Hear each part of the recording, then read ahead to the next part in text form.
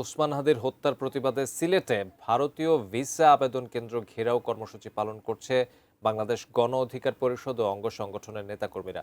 বিস্তারিত জানাতে সিলেট মহানগরীর সোভানী ঘাট এলাকা থেকে সরাসরি যুক্ত হচ্ছেন প্রতিনিধি কামরুল ইসলাম মাহি। মাহি, এই মুহূর্তে সিলেটের কি অবস্থা দেখতে পাচ্ছেন আপনি?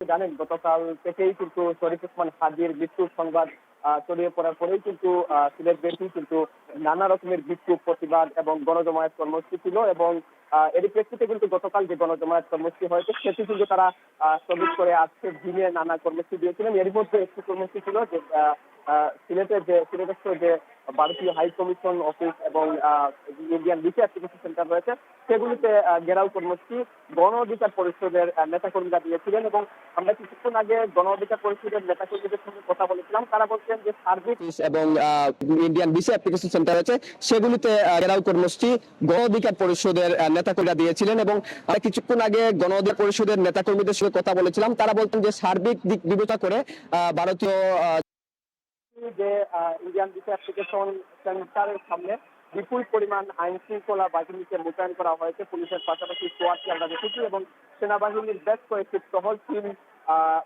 এখানে রয়েছে। পাশাপাশি ভিসা সেন্টারের পাশাপাশি উপশহরস্থ যে সহকারী হাই কমিশনের অফিস রয়েছে সেখানেও কিন্তু শৃঙ্খলা বাহিনী মোতায়েন রয়েছে। এবং কোনো ধরনের অপ্রীতিকর ঘটনা যাতে না ঘটে তারা সতর্ক অবস্থানে রয়েছেন। পাশাপাশি আমরা বিক্ষোভকারী বা আন্দোলনকারী প্রতিবাদকারী যারা রয়েছেন তাদের সঙ্গেও কথা বলেছিলাম। তারা বলছেন যে শরীফ ওসমান হাদি যেভাবে ভারতীয় আধিপত্যবাদ বিরোধী